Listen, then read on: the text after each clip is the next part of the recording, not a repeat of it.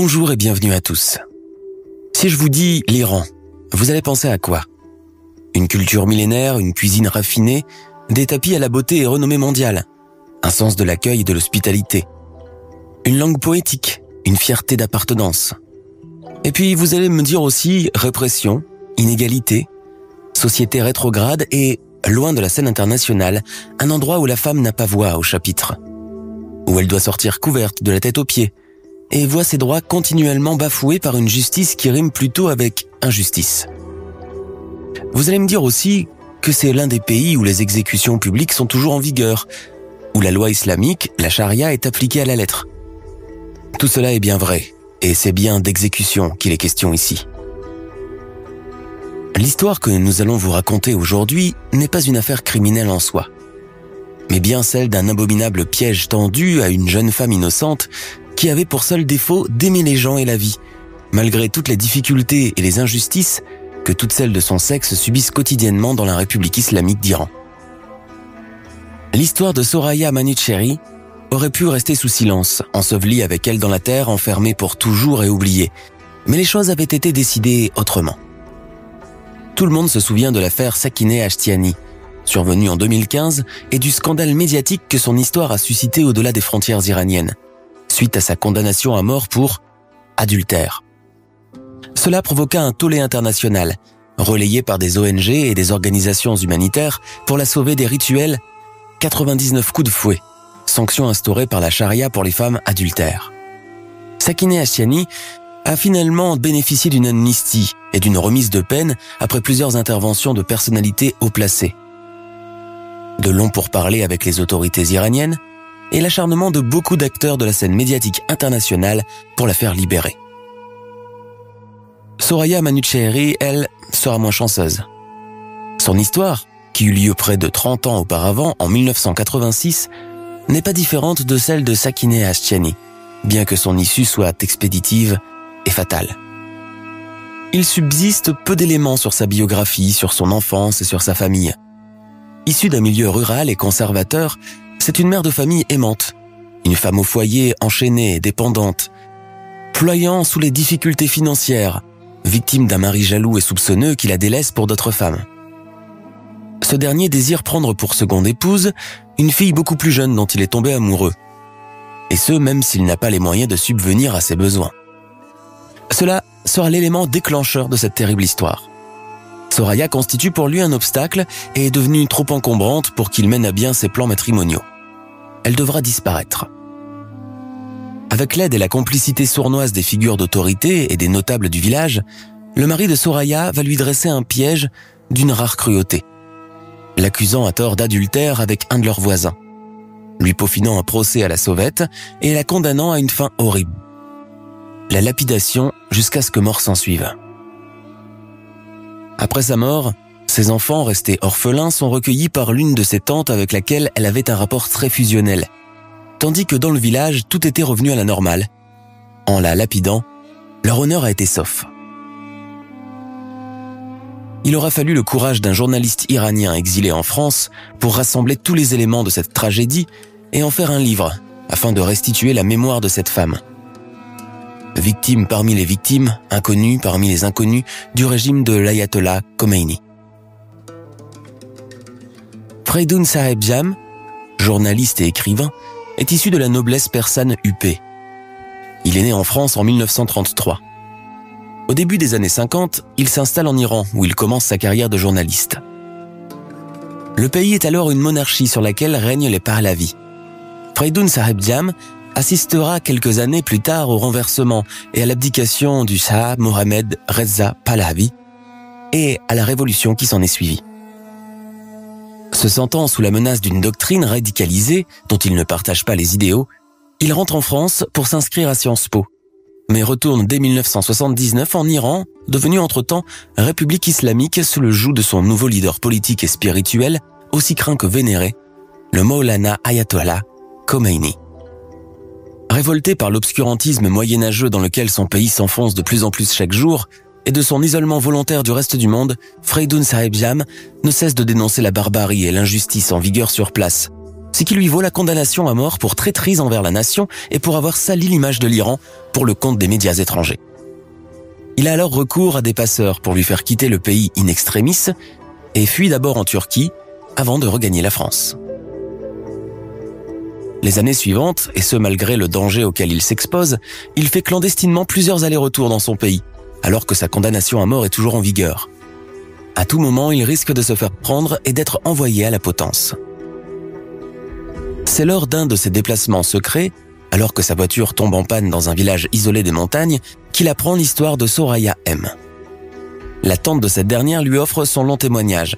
Elle a fait serment de réhabiliter la mémoire posthume de sa nièce pour qu'ailleurs, les gens sachent enfin ce qui se passe réellement dans la très sainte République islamique.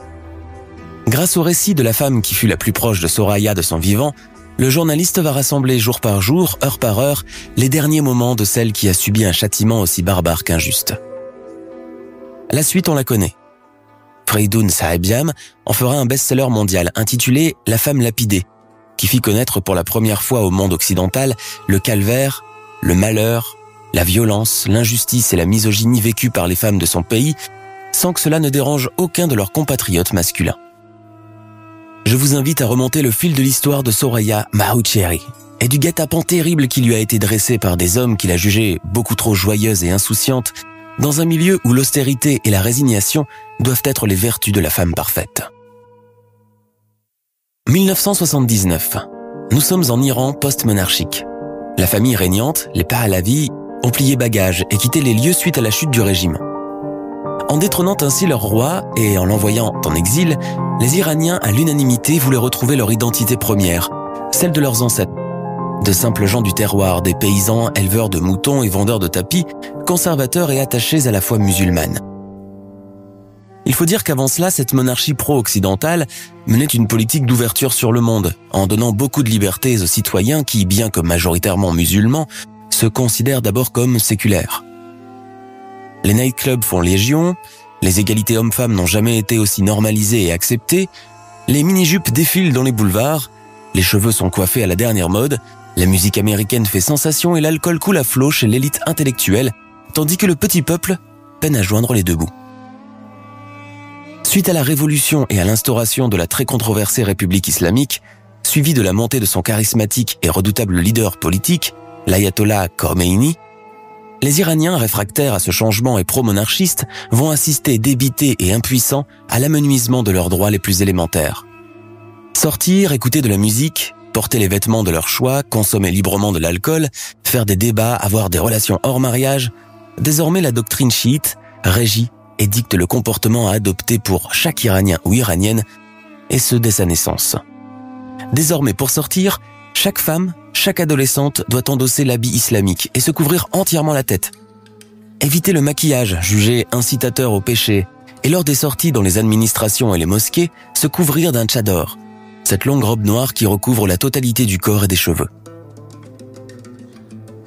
Les relations hommes-femmes s'en trouvent également distanciées.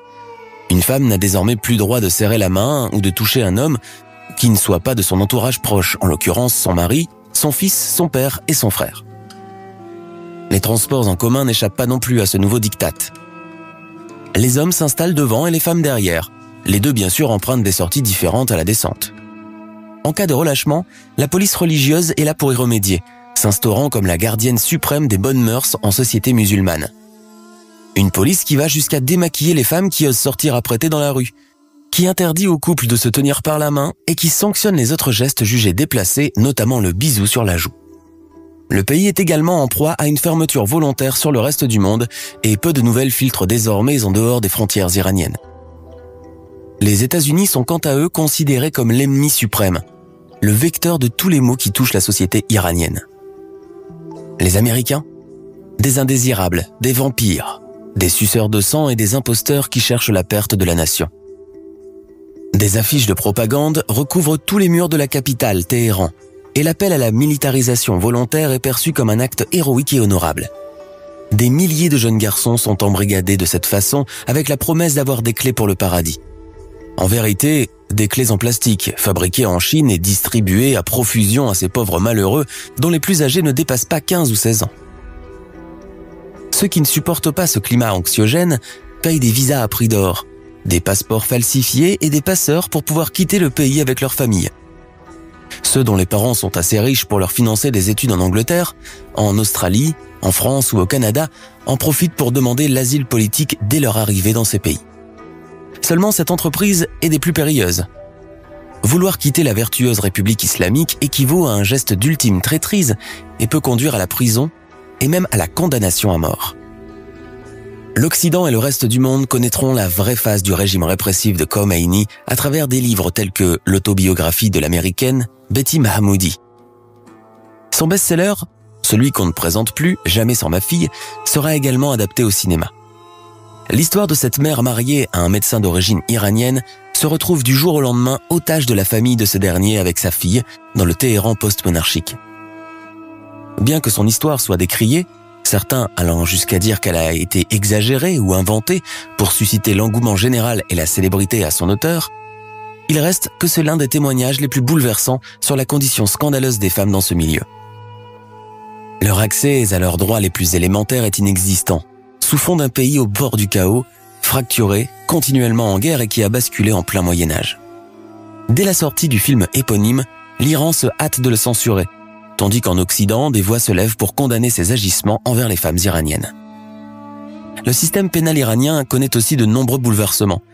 Désormais, c'est la charia, la loi islamique, et elle seule qui régit les agissements de tout individu. L'adultère, les relations hors mariage, l'homosexualité sont considérés comme des crimes de haute gravité et condamnables lourdement. Flagellation, pendaison et lapidation, valables aussi bien pour les hommes que pour les femmes. C'est dans ce climat étouffant et incertain de fin du monde qu'a lieu la tragique et horrifiante histoire de Soraya Manouchehri. On sait qu'elle est née en 1951 à Koupaye, un village dans les hauteurs de la province d'Ispahan. À Koupaye, il ne se passe jamais rien. La précarité domine, l'habitat est rudimentaire, les maisons sont construites dans les anciennes grottes de calcaire, au décor austère et à l'ameublement minimaliste. Les villageois se connaissent tous et se côtoient comme une seule famille. Les portes sont toujours ouvertes et chacun peut pénétrer chez l'autre sans prévenir, comme s'il entrait chez lui. Les femmes effectuent les tâches ménagères devant le pas de la porte, même la préparation des aliments et du pain se fait dehors, et tout au long de la journée, ce n'est que papotage interminable et verres de thé qui s'enchaînent dans l'insouciance et la bonne humeur. Les hommes de leur côté se rassemblent dans l'unique café où ils disputent des parties interminables de tavli, sorte de backgammon, tout en fumant cigarette sur cigarette et avalant verre de thé sur verre de thé. En été, les températures peuvent atteindre des sommets et toute activité est alors remise pour la soirée. À nouveau, les papotages et les verres de thé reprennent à la chaîne jusqu'à ce que tout le monde rentre chez lui pour dormir. Le lendemain est identique à la veille. La même chose se reproduit encore dans un équilibre qui ne s'est pas rompu depuis des générations. La terre de Koupaye, rocailleuse, n'est pas propre à l'agriculture. L'élevage est plus pratiqué ainsi que la tradition nomade qui va avec. Les gens de Koupaye sont d'ailleurs d'anciens bergers nomades, sédentarisés, qui sont restés très imprégnés de leur ancienne culture. Alors qu'elle est encore adolescente, les parents de Soraya, de modestes fermiers analphabètes, lui arrangent son mariage avec un certain Gorban Ali, un homme bien de sa personne, dont le caractère volage et irascible ne se manifestera qu'après leur union. Soraya ne peut refuser les vœux de son père de la voir mariée rapidement. Elle accepte se fiancer sans émettre de résistance, même si la perspective de se retrouver dans la maison d'un homme qu'elle ne connaît pas et de se marier sans amour la terrorise et ne la séduit pas du tout. Les traditions ont la vie dure et aller à leur rencontre équivaut au blasphème et au reniement. Elle dit oui. Dans le milieu rural de Soraya, les mariages arrangés sont légion et rares sont les couples qui se marient par amour. Cette chose futile, superficielle et empruntée aux Occidentaux. D'ailleurs, l'amour ne vient-il pas après le mariage et non avant ? Ne se manifeste-t-il pas qu'après une longue relation, de longs tête-à-tête, une longue fréquentation ?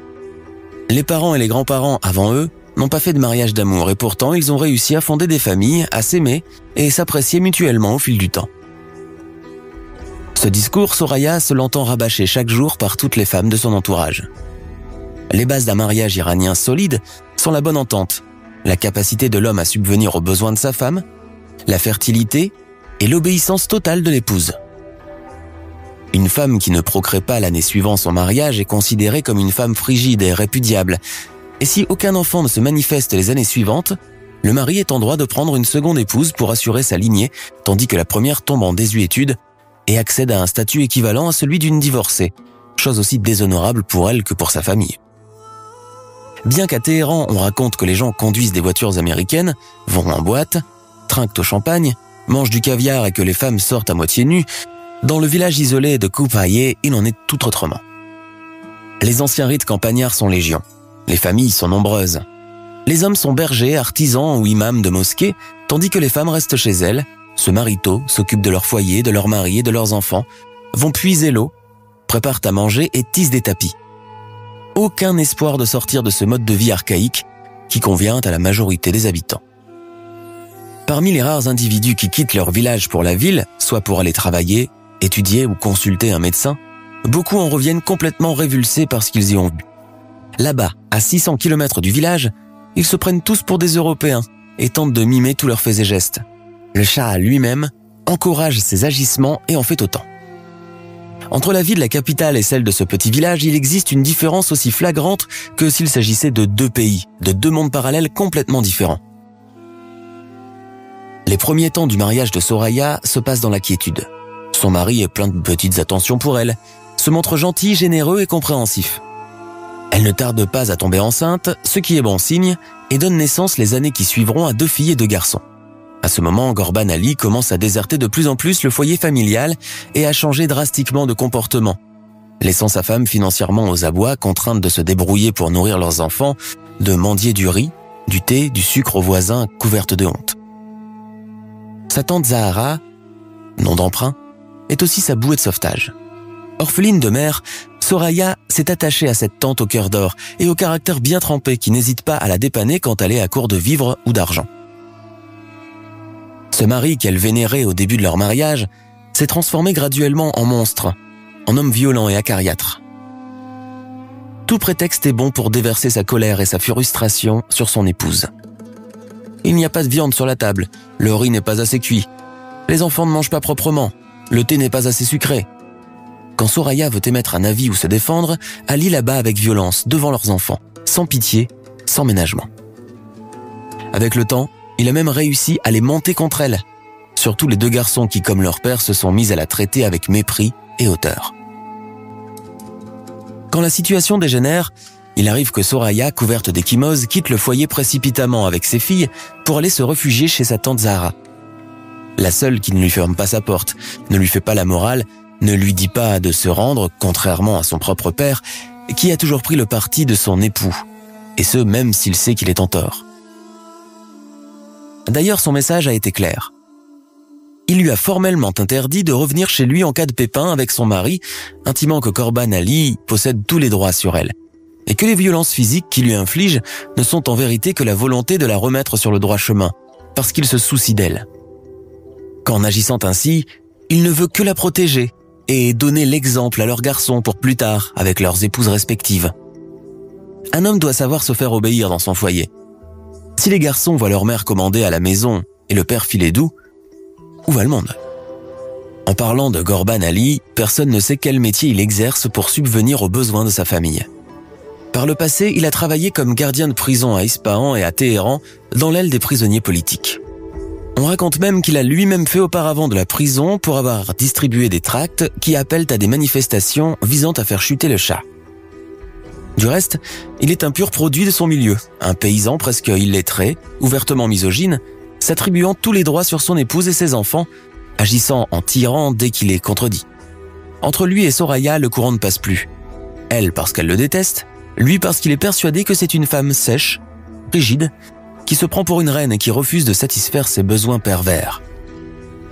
Joueur invétéré et grand amateur de femmes, il s'est taillé une réputation dans le village. Bon vivant et généreux avec autrui, hors de sa famille. Et même si condamnable, son comportement est considéré comme naturel. C'est presque un honneur d'être un coureur alors qu'il a largement dépassé les 40 ans. D'autant plus qu'une rumeur commence à se murmurer dans le village. Ghorban Ali, le mari de Soraya, compte prendre une 2e femme. Soraya, bien sûr, est la dernière à la prendre. La rumeur est fidèlement relayée par les commères du village qui trouvent cette attitude digne de tout homme musulman qui se respecte et qui fait une bonne action, une sainte action. prendre pour épouse une femme et lui faire éviter le terrible statut de vieille fille. Sauf que le statut de Ghorban Ali n'a rien de noble, ni d'honorable. La vérité est qu'il est tombé amoureux d'une très jeune fille, à peine âgée de 15 ans, qu'il s'est mis à désirer de façon obscène et lubrique. Ne pouvant prétendre avoir des relations sexuelles avec elle, le seul moyen d'obtenir l'accord de son père serait de la demander en mariage. Un mariage temporaire pourrait être une solution, mais ça risque d'être pris pour une insulte, aussi bien par la fille que par sa famille. Il sait que là-bas, à Téhéran, la pratique n'a rien de honteux. Et les jeunes s'y adonnent avec insouciance sans craindre de réprimande, sauf que dans le village, les choses sont toujours au ralenti. En général, les mariages temporaires ou mariages de plaisir, très courants en Iran et tolérés par les chiites, sont une manière à peine voilée d'éviter à la femme de se prostituer illégalement et à l'homme d'avoir une relation sexuelle tarifée. Le mariage temporaire intervient alors comme une solution à court ou long terme, en toute légalité. Selon les affinités des deux parties, il peut être contracté pour 1 heure, 1 semaine, 1 mois ou 1 an. Un contrat est alors établi chez un mollah et 2 témoins masculins sont présents, généralement des inconnus rencontrés dans la rue le jour même. Il suffit juste qu'ils soient majeurs et sains d'esprit. Le mari temporaire, avant la signature du contrat, se doit de verser obligatoirement un mahar, une dot à sa femme temporaire. La somme peut être versée en argent liquide ou en bijoux en or. Si au cours de ce mariage la femme vient à tomber enceinte, l'enfant est considéré légitime à sa naissance. Il a le droit de porter le nom de son géniteur et de prétendre à sa part d'héritage après sa mort. En proie au doute, Ghorban Ali consulte l'imam du village, le mollah Hassan, qui lui dicte la conduite à adopter. Dans la religion musulmane, la polygamie est tolérée à condition que l'homme en question puisse avoir assez de ressources pour faire vivre dignement son harem de femmes et tous les enfants qu'il aura avec elle. Mais Ghorban Ali est financièrement aux abois. Il n'a pas d'argent et peine déjà à nourrir les 4 enfants qu'il a eus avec Soraya. Comment peut-il prétendre à une seconde épouse? Désespérément amoureux, il ne veut pas s'avouer vaincu, ne veut pas abandonner son projet de remariage, mais la réalité lui pèse. Que peut-il bien faire pour y remédier? De son côté, Soraya apprend la nouvelle de la propre bouche du mollah Hassan. Il tente d'ouvrir un dialogue avec elle au sujet de la conduite à tenir avec son mari pour éviter qu'il aille chercher ailleurs ce qu'il doit légitimement trouver chez lui, dans son foyer. Une chose est sûre, Soraya est une femme de la trentaine, avec l'âme d'une quinquagénaire. Sa vie, sa jeunesse, ses rêves, elle les a vus s'évanouir les uns après les autres, piégée dans un mariage qui lui a été imposé et qu'elle n'avait jamais vraiment voulu. Contrainte de supporter un homme sournois et mauvais qui se fiche pas mal qu'elle meure de faim, elle et ses enfants. L'homme de religion tente de la faire raisonner. Essayer d'aborder à demi-mot la délicate question de la sexualité dans son couple. D'abord hésitante et honteuse, Soraya raconte comment depuis plusieurs mois déjà, elle n'a plus vraiment de vie conjugale avec son mari, qu'elle est délaissée par lui, que lui va chercher son plaisir ailleurs en la narguant. Le mollah Hassan lui suggère alors d'être plus patiente, moins dans le rapport de force, plus complaisante et les choses s'arrangeront d'elles-mêmes. La bourse de Ghorban Ali pourrait même se délier. Un homme n'a pas besoin de grand-chose pour être satisfait. Un bon repas, une douce épouse et un bon lit. Elle acquiesce tout en sachant que c'est une bataille perdue d'avance et qu'elle ne veut même plus la tenter. Le soir même, son mari lui fait une scène terrible quand il ne trouve que du riz et de la purée d'aubergine sur la table du dîner. Soraya et ses enfants l'ont attendu longtemps avant d'entamer leur repas sans lui. La femme du voisin a toujours de la viande sur la table, elle. C'est qu'elle sait comment se comporter avec son mari, lui lance méchamment Ghorban Ali. Il a du mal à contenir sa colère, et le silence de sa femme ne fait que l'irriter encore plus. Les enfants, terrorisés, retiennent leur souffle en attendant la tempête. Ne pouvant plus en supporter davantage, Ghorban Ali sort en claquant la porte, non sans avoir asséné 2 coups de poing à sa femme sur le visage et dans les côtes. Ce soir-là encore, elle quitte précipitamment la maison avec ses 2 petites filles et va se réfugier chez sa tante Zahra. Une habitude qu'elle a adoptée depuis que son mari s'est mis à la frapper violemment à tout bout de champ et pour tout et n'importe quoi. Elles dorment paisiblement chez toi, qu'elle, tante maternelle. À la maison, elles n'arrivent pas à fermer l'œil car elles ont peur de leur père, dit la jeune femme à sa tante. Elle sait cependant qu'elle ne pourra pas se cacher éternellement chez sa parente ou qu'elle doit apprendre à faire face à son mari qui la terrorise. Le mollah Hassan a peut-être raison en fin de compte. Il suffit de peu de choses pour satisfaire un homme. Et d'ailleurs, en quoi est-elle différente des autres femmes qui arrivent à tout obtenir de leurs époux sans avoir à mendier quoi que ce soit? Elle pourrait donc tenter la manière douce, même si au fond d'elle-même, la perspective d'avoir une vie sexuelle avec son mari ne l'enchante guère. A-t-elle seulement le choix, elle dans sa condition, sans éducation, sans travail, sans ressources, à part de dépendre éternellement des humeurs de celui qu'on lui a infligé en guise de mari? Je pourrais demander le divorce, risque-t-elle. Demander le divorce lui permettrait non seulement de s'affranchir de Ghorban Ali et sa cruauté, mais aussi de récupérer la dot qu'il lui a versée quand il l'a demandé en mariage. Depuis, elle n'est plus obsédée que par cette idée. Quitter définitivement son époux et se construire une nouvelle vie avec ses 2 filles auxquelles elle veut absolument éviter la même infortune lorsqu'elles seront en âge de se marier. Ghorban Ali apprend que sa femme veut demander le divorce. Toutefois, il refuse d'accepter les termes, lui rendre sa dot et lui verser une somme pour entretenir leurs enfants, au moins jusqu'à leur majorité. Dans son refus, Ghorban Ali n'est pas tout seul. Toute la frange masculine de leur village, à commencer par le mollah Hassan, se range de son côté. Mais pour qui se prend-elle, cette gueuse? Elle veut le beurre et l'argent du beurre? Elle ne peut même pas honorer son devoir d'épouse et voilà qu'elle veut déjà interdire à son mari de prendre une seconde femme, lui, un pauvre homme incapable de contrôler ses pulsions? Au lieu d'attirer pitié et compréhension, Soraya ne réussit avec son opiniâtreté qu'à se mettre à dos l'entourage de son mari et tout le voisinage. De son côté, Ghorban Ali et le mollah Hassan commencent à conspirer contre elle. Subvenir aux besoins de 2 épouses serait de la folie pure, surtout qu'elles seront amenées à vivre sous le même toit dans la promiscuité et le manque d'intimité. Que faire? Soraya est l'élément perturbateur, cela ne fait aucun doute. Elle tient à sa satanée dot. Elle tient à avoir de l'argent pour les enfants, il le sait. Elle n'hésiterait pas, si l'occasion lui est donnée, de le sucer jusqu'au sang. Lui, Ghorban Ali, de le dépouiller du dernier centime qu'il possède. En plus, sa sorcière de tante, cette Zahra de malheur, en remet également une couche au lieu de raisonner sa nièce.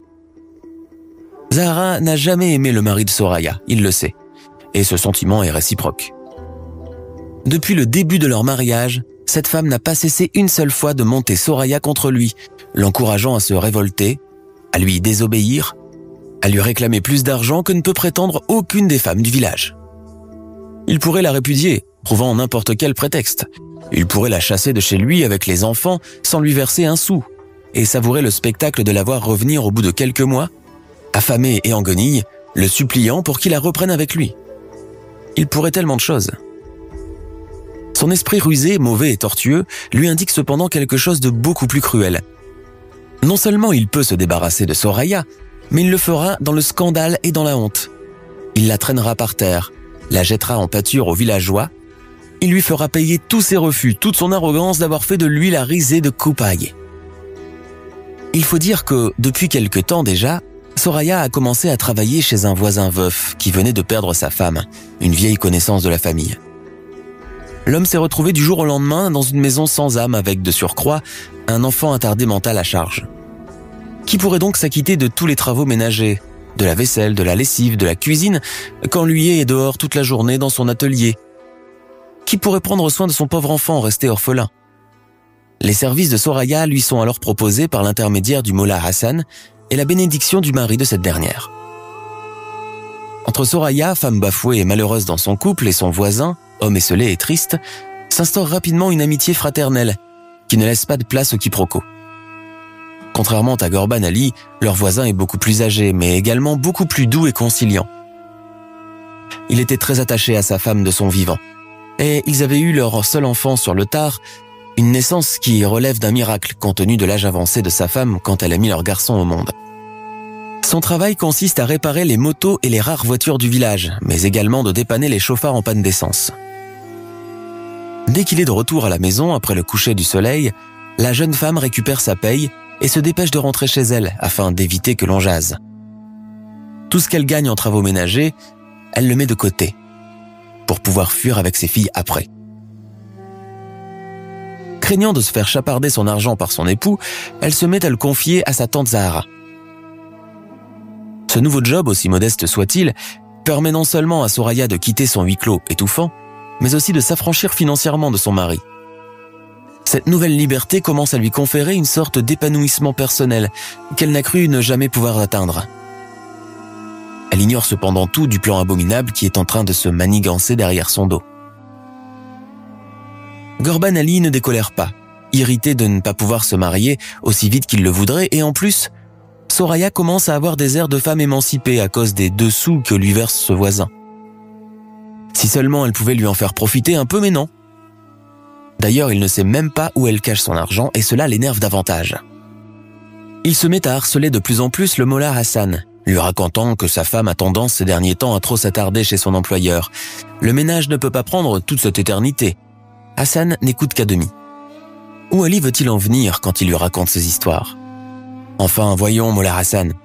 Soraya et cet homme en tête-à-tête chaque jour, seul dans la maison? Le garçon ne compte pas puisqu'il ne comprend rien à rien, le pauvre. Il ne joue pas aux dames tout de même. Où veut-il en venir? Une histoire d'adultère, voyons. Ghorban Ali joue alors la comédie de l'homme trompé, l'homme bafoué. Le cocu dont on murmure derrière le dos quand il passe dans le village, pas même capable de contrôler sa femme. Le mollah Hassan, en homme de foi, ne veut pas émettre de jugement hâtif. Ali a-t-il seulement des preuves de ce qu'il avance? Bien sûr que oui, puisqu'il les a déjà surpris en train de se toucher la main lors de l'enterrement de la femme du voisin. Soraya s'est même attardée dans son étreinte, sans tenir compte du regard des visiteurs. Le mollah Hassan commence à y voir quelque chose de louche. Lui et Ghorban Ali se connaissent depuis longtemps, du temps de la prison à Téhéran. Le mollah n'a jamais été un homme de Dieu par le passé, mais un ancien prisonnier, un ancien malfrat. Il sait que Ghorban Ali n'hésitera pas à le dénoncer au village s'il refuse de collaborer avec lui. Condamner une femme est d'ailleurs toujours plus facile que de se voir lui-même traîner dans la boue pour de vieilles histoires de prison et de règlements de compte. Pour condamner Soraya, il faut que la rumeur grandisse, que cela prenne des proportions incontrôlables. Il faut jouer la comédie, feindre la trahison, le mari au cœur brisé. Ghorban Ali tient là son heure de gloire et la seule solution pour exaucer le vœu d'épouser cette charmante fille. La comédie est sa seconde nature. Un seul regard échangé avec le mollah Hassan et l'affaire est conclue. Nous sommes le 15 août 1986.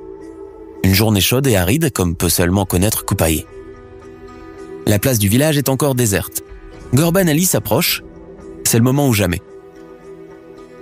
Il se jette par terre, commence à invoquer Allah, les saints, ses parents décédés, tous ses ancêtres. Il pleure, s'arrache les cheveux, crie sa malchance. Lui, un homme si bon, un mari si compréhensif. Sa confiance aveugle envers celle qui partage sa vie et son lit l'a perdu. Qui va laver son honneur à présent? Les villageois commencent à affluer sur la place. Que se passe-t-il? La rumeur gronde. Trahison, relation, adultère, crime. Soraya a fait son mari cocu. Soraya couche avec le voisin veuf. Elle a profité de sa solitude pour lui mettre le grappin dessus. Cette femme perverse, comme si elle n'avait pas déjà un mari. L'adultère est considéré comme un crime pénal d'extrême gravité, un crime qui ne peut être lavé que dans le sang. Les villageois le savent. Chaque Iranien le sait. Quand Soraya apprend la nouvelle, elle manque de perdre connaissance. Les choses commencent à s'accélérer dans sa tête. Elle sait que désormais seul un miracle divin peut la sauver. Les villageois, eux, l'ont déjà condamnée. Elle se défend et avec rage dans un premier temps. Autour, personne ne veut l'entendre. Pas même son père, Murtaza Manouchieri. Les notables du village se réunissent in extremis et lui intentent un procès auquel elle n'a même pas le droit d'assister. Quand ils sortent enfin de la salle du conseil du village, reconverti en tribunal, Soraya connaît déjà son verdict. La lapidation. Comme le veut la charia pour tous les pécheurs, pour tous les ennemis de la foi et de la conduite vertueuse, pour tous les esclaves de la chair. Le voisin lui-même a fini par avouer sous la pression des autres mâles, certainement. Oui, Soraya l'a séduit, s'est même endormi dans son lit. Pouvait-il l'en empêcher, lui, un homme seul qui freine tant bien que mal ses envies depuis le décès de sa pauvre femme? Il n'ose même pas croiser le regard de la jeune femme. Soraya est dégoûtée. Comment a-t-il osé proférer un mensonge aussi immonde? Chacun dans le village sait qu'elle rentre toujours directement chez elle à la fin de son travail, que pendant la journée, il n'est jamais à la maison. Elle fait encore une dernière tentative pour persuader les autres, mais au fond d'elle-même, elle sait qu'il est déjà trop tard. Ghorban Ali a gagné. Il l'avait déjà tuée par le passé en l'épousant, à présent il la tue une seconde fois pour se débarrasser d'elle pour toujours. Soraya est tenue en otage dans sa maison en attendant que les villageois creusent sa tombe, le trou où elle se fera lapider. Elle n'a aucun moyen de fuir. Dehors, 2 militaires appelés en renfort du village voisin font la ronde, armés de leur kalachnikov. Elle fait une dernière fois sa prière, se coiffe, embrasse ses enfants et supplie sa tante de les recueillir dès qu'elle sera morte. Les filles surtout ne doivent impérativement pas rester avec leur père. La lapidation est un châtiment des plus cruels. Le condamné est introduit dans un trou qui laisse dépasser la partie supérieure de son corps. Les cailloux doivent être jetés pêle-mêle afin de conférer à l'accusé une mort aussi lente que douloureuse pour qu'il expie tous ses péchés charnels. Après l'exécution de Soraya, les autorités religieuses refusent d'accorder le permis d'inhumation à sa famille. Les femmes traîtresses n'ont pas le droit à une sépulture, au même titre que les suicidés. Son corps sera posé au bord d'une rivière et surveillé dans un premier temps par des femmes du village qui ont accepté de se relayer pour la veiller. Soraya a été ensevelie jusqu'aux épaules, les bras à l'intérieur du trou, ses longs cheveux noirs déployés autour d'elle. Elle semblait totalement absente, elle regardait sans voir, sans écouter les voix qui murmuraient près d'elle, d'après Fredun Sahibiam. Après la mort de Soraya, la vie au village a repris son cours normal. L'honneur a été sauf, place aux festivités. Son décès sera fêté comme un événement de réjouissance. Son histoire aurait pu ne jamais parvenir à personne, sans la verve et le courage du journaliste Fredun Sahibiam, qui, se trouvant bloqué un jour de 1987 dans le village de Kupaye, s'est vu accosté par la tante de la victime, qui a insisté pour lui raconter sa terrible histoire. D'abord sceptique, croyant à un mauvais tour, le journaliste clandestin a finalement accepté d'enregistrer son récit sur magnétophone. Il emportera l'histoire avec lui en France et en fera un best-seller, La femme lapidée, adapté au cinéma en 2008 par l'américain Cyrus Nowrasteh, sous le titre The Lapidation of Soraya M. En 2014, la journaliste féministe iranienne, Golrokh Ebrahimi Irae, a failli être condamnée à mort avec son mari, Arash Sadeghi, pour avoir rédigé un billet sur l'affaire Soraya M. Golrokh Ebrahimi Irae, bien que n'ayant pas encore publié son article, sera arrêté à son domicile, emmené au commissariat avec son époux où ils subiront d'abominables tortures pendant des jours. Les accusations qui pèsent sur leur tête sont lourdes et sans issue devant un tribunal iranien. Apostasie, blasphème, insulte envers l'islam, publication en vue de documents révolutionnaires visant à détruire l'unité de la nation. Golrokh sera finalement condamné sans avoir d'avocat à 6 ans de réclusion criminelle, tandis que son mari est condamné à 15 ans d'emprisonnement. Leurs familles n'ont pas eu le droit de leur parler ni de leur rendre visite. À ce jour, on ignore dans quelles conditions ils sont détenus, mais sachant le sort terrible réservé aux prisonniers politiques en Iran, il est sûr et certain qu'ils ne doivent pas bénéficier d'un traitement humain. Leur détention dans des conditions innommables et le procès expéditif ont généré un scandale médiatique. La lapidation est considérée comme un acte de torture inhumain et est encore largement pratiquée de nos jours dans des pays où la loi islamique est encore respectée à la lettre. L'Afghanistan, l'Iran, la Somalie. Et il n'y a pas si longtemps encore l'Arabie Saoudite qui n'a aboli cette pratique qu'en 2020. Des histoires similaires à celle de Soraya Manouchehri existent malheureusement toujours. On peut citer le cas terrible d'une jeune mariée somalienne de 13 ans, Aisha Ibrahim Deulo, lapidée en octobre 2008 pour adultère. Les hommes qui l'ont violée collectivement auparavant ne seront eux jamais condamnés à aucune peine.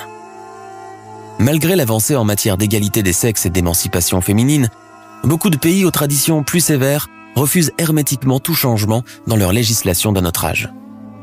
Quant à la barbarie et la cruauté de ces châtiments, des responsables, imams, professeurs de religion, avocats, soutiennent qu'ils ont lieu d'exister pour protéger la société de toute influence impure et pour donner l'exemple à ceux ou celles qui seraient tentés d'en faire autant.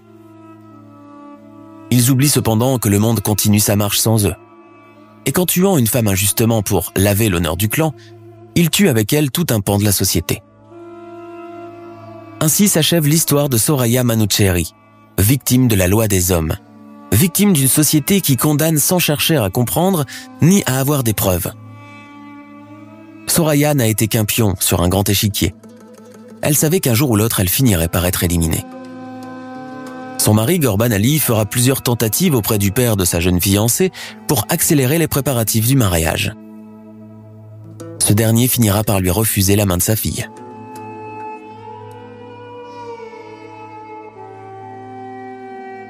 Nous sommes à la fin de notre émission du jour. N'hésitez pas à écouter les autres émissions du podcast et à prendre 5 secondes pour nous laisser un 5 étoiles sur iTunes. C'est vraiment très important pour nous. Vous pouvez aussi vous abonner pour ne pas rater les prochains épisodes et nous suivre sur Facebook pour nous en proposer de nouveaux. Merci et à bientôt.